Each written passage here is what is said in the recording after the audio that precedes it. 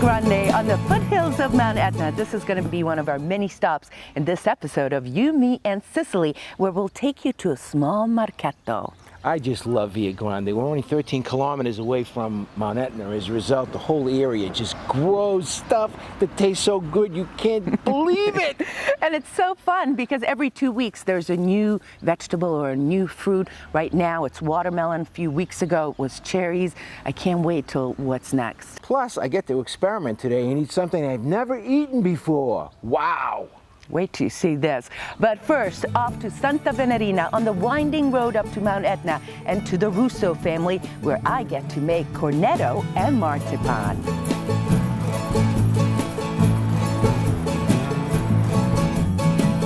Since 1880, the Russo family has been making sweets, pastries, and other dolce like gelato and granita according to recipes passed down for 3 generations. On the day we visited, the 2 sisters were there, Nivia and Anna. We are the Third generation. Great, here we go. I'm gonna make something, I don't know what. Nivia is considered the artist in the family.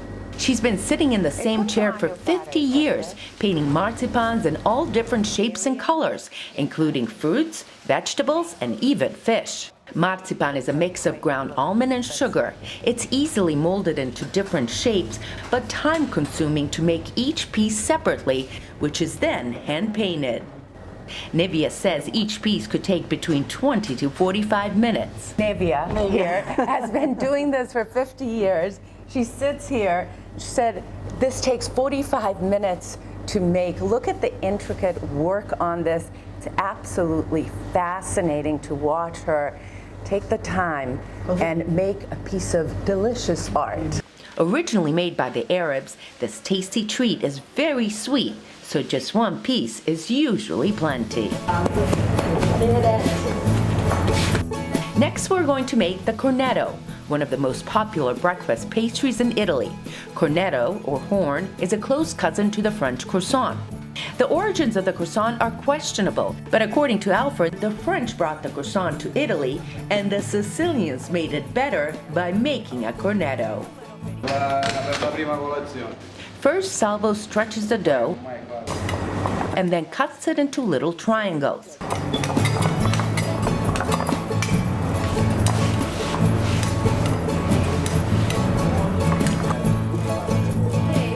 I asked Salvo if I could try it. He said, of course, I'll even hire you.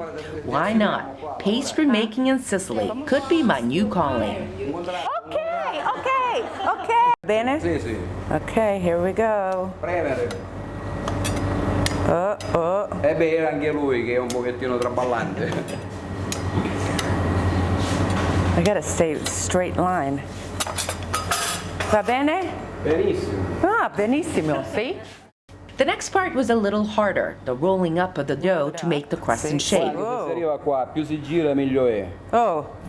Poi dà più sviluppo, più armonia poi nel forno. No. No, lascia, guarda, anche se è così, lo puoi sistemare girando. Devi partire quanto più giù è possibile, da qua. No, da qua, così. Da qua. Okay. Così. Ah, gira, okay. gira così. Roll. So I have to keep rolling it. Ooh, that's a pretty good one. First, we made plain cornetti, then with the fillings, chocolate. Look at this. This is going to be delicious. Honey, marmalade, and many other flavors. Anzi, il cioccolato ti aiuta a girare. Roll it. C'è 4. Woo! Okay. A te si rompe però. No. Mano leggera, mano. Poi c'è anche Next, Salvo brushed the cornetti with egg yolks to make them shiny. Now we're going to take them and pop them into the oven for 20 minutes.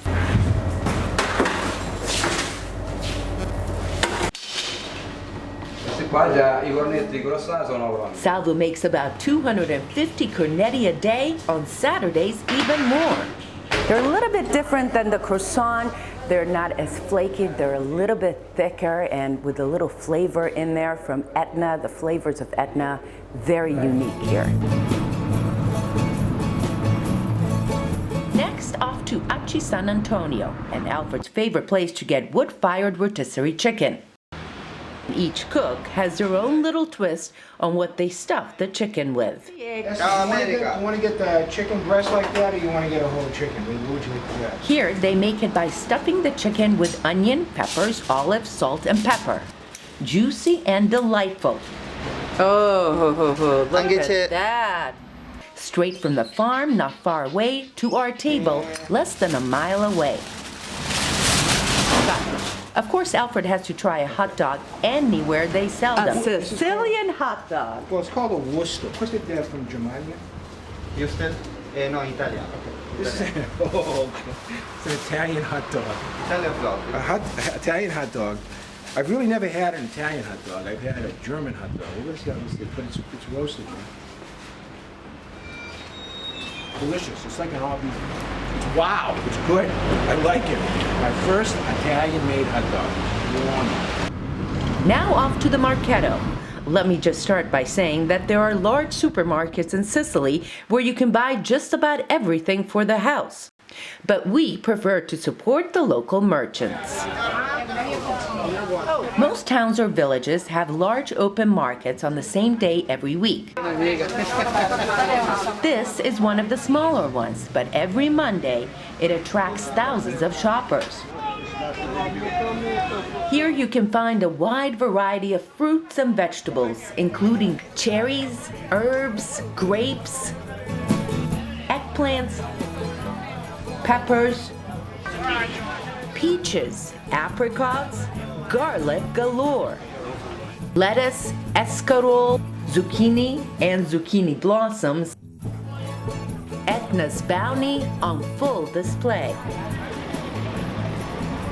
There are also bags of lentils and beans. Ciao! Olives, sun-dried tomatoes, and even fish. Row after row of produce. There are also clothing items like dresses, underwear, bathing suits, and other knickknacks like jewelry, sunglasses, and stuff for the house.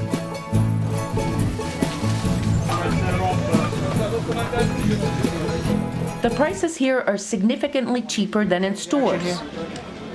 Of course, all the food items come from less than a mile away, but not the clothing. Over the past few years, there are more imports from China and other Asian countries. Ormai pomodoro, tutti i prodotti provenienti dalla Cina sono qua in Italia. Ormai è potenza cinese. Ormai italiano giù. We asked our friend Giuseppe how much it would cost if it was made in Italy. He said at least 3 times as much. Endless stuff. There are literally thousands of items to go through, and if you need anything, this is the place to find it. Dress to wear around the house, not bad. Everything is €3.50. €4 for this. This nice guy is helping Due us. colori. It's worth it. What do you think? Saluti dalla Sicilia. Well, while going to these open street markets is fun, especially to observe the sights and sounds, we like to go to a handful of smaller family-owned markets where we get to know the owners and the employees and know they will pick the very best pieces of fruits and vegetables for us.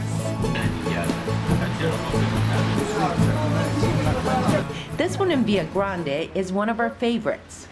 We showed you a short clip in the You, Me, and Sicily episode featuring fall foods. In the spring and summer, the produce is far different, but always locally grown and made. A zucchini. Look how big they are. It's made right in Via Grande. It's aged here. The casing on the outside. Including the cheeses, fresh bread made with durum semolina, olives, freshly pressed olive oil, and wine. The wine and olive oil is especially delicious in Via Grande and is sold by filling empty plastic bottles. Questo è vino locale. Vino locale, bravo. Tutti a Etna? Sì, Tutte cose. tutte cose.